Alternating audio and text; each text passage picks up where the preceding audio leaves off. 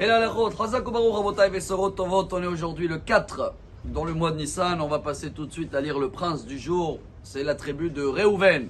C'est le numéro 1 dans la descendance, c'est le premier-né. Mais toujours quand on commence, on donne d'abord honneur à Yehuda, qu'on porte tous le nom juif, ça vient de lui, Yehudi, car il savait reconnaître, et c'est la royauté. Après, en deuxième, on a passé tout de suite à l'étude de la Torah, c'est Issachar. Hier, on avait besoin de l'essence, la Torah, la farine, le blé. C'est celui-là qu'il a associé avec Issachar, c'est Zebulun. Et aujourd'hui, on reprend l'ordre, Réhouven. En hébreu, ça veut dire regarde les enfants, Réhouven. Ce qui veut dire, et si j'essaye de faire un lien avec la paracha, c'est pas moi, c'est Rabbi Chaim Vital, l'un des grands élèves du Harizal, il y a à peu près 400 ans. Il nous apprend quelque chose de royal.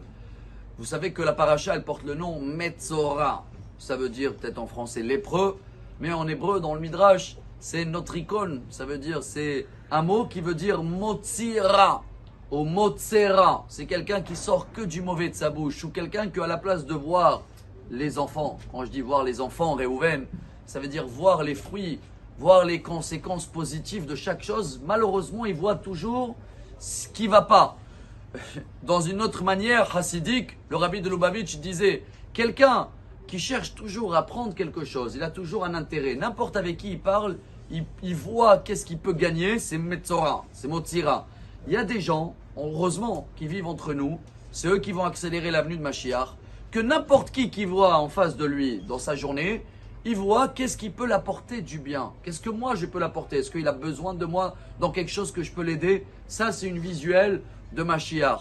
Pour cela, chers amis, on termine avec ce qu'elle dit la Gemara, c'est dans le Talmud de Jérusalem, dans le traité Brachot, Gemara très connu au nom de Rabbi Shimon Bar Yochai, qui dit pourquoi on amène le lépreux, celui-là qui a parlé mal, qui voit le mal, qui fait l'inverse de Réhouven, il ne voit pas les enfants, les fruits qu'il peut amener.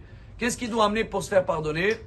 Alors, on a parlé un petit peu, la cèdre, un petit peu d'hysope, de l'eau et 2 oiseaux. On va parler juste des 2 oiseaux, ce message incroyable. Comment il s'appelle l'oiseau en hébreu? Tzipor. D'où il vient le nom Tzipor? Il dit le Ramban, comment on doit amener les oiseaux? Il fait tif-tif toute la journée, il papote. En hébreu, c'est papoter, les pattes-pètes. Alors le Ramban, il dit, mais pas tous les oiseaux, ils papotent. Il y a des oiseaux détente, 1 ou 2 fois par jour. Alors le Ramban, il dit, non, il faut amener un tzafra. C'est quoi en aramite, en araméa, tzafra? Le matin. Tzipor, ça vient du mot de tzafra. L'oiseau que dès qu'il se réveille le matin, il commence à papoter, c'est celui-là qu'il faut amener. Et pourquoi 2, il dit Rabbi Shimon Bar Yochai? Et c'est ça la beauté. Parce que il a demandé à Dieu pourquoi on a 2 yeux, 2 oreilles, tout 2.